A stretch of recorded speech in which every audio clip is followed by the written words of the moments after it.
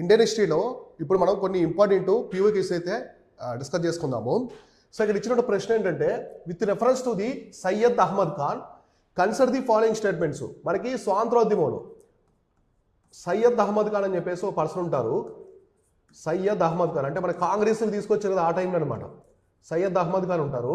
ఈయన చాలా గొప్ప వ్యక్తి అనమాట, మంచి మేధావి, బాగా చదువుకున్న వ్యక్తి. ఇస్లాంను అభివృద్ధి చేయడం ఎలా అనే అంశం మీద ఒక సంస్కరణ ఉద్యమం తీసుకొస్తాడు ఇస్లాం మతంలో. కాబట్టి ఆయనకి సంబంధించినటువంటి స్టేట్మెంట్స్ ఏమున్నాయి, ఇక్కడ ఇచ్చిన స్టేట్మెంట్స్ కరెక్ట్ అడుగుతున్నారు, ఇన్కరెక్ట్ కాదు, కరెక్ట్ ఏమున్నాయి అడుగుతున్నారు అనమాట. సో ఇక్కడ చూడండి, ఇన్ 1875 ఈ founded the Mohammedan Anglo Oriental College in Lahore అని చెప్పేసి అడిగారనమాట. ఇక్కడ స్టేట్మెంట్ చూడండి, చాలా లాజికల్గా ఇచ్చారు.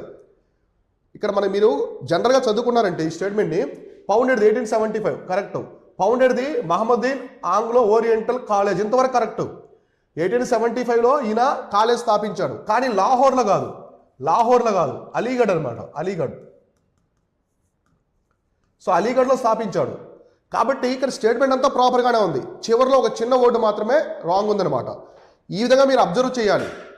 మీరు క్వశ్చన్స్ అని సాల్వ్ చేసేటప్పుడు ఒక చిన్న వర్డ్ ఇయర్ కూడా ఇవ్వచ్చు అనమాట, ఒక్కోసారి సంవత్సరం కూడా తప్పు ఇవ్వచ్చు. కాబట్టి అది కూడా చూసుకోవాలి.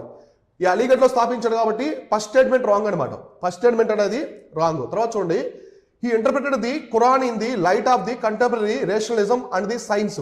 సో ఈ స్టేట్మెంట్ కరెక్ట్ అనమాట, రెండోది కరెక్ట్. కాబట్టి ఆన్సర్ వచ్చేసి 2 ఓన్లీ.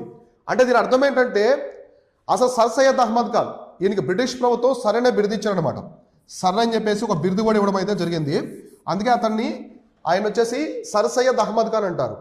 ఈయన కాంగ్రెస్కి, భారత జాతీయ కాంగ్రెస్కి చాలా ఆపోజిట్ అనమాట. ఎందుకంటే భారత జాతీయ కాంగ్రెస్ మొత్తం కూడా బ్రాహ్మణులే ఎక్కువ డామినేట్ చేస్తున్నారని చెప్పేసి ఆపోజ్ చేస్తారు ఈయన ఇంకో పర్సన్ కలిసి.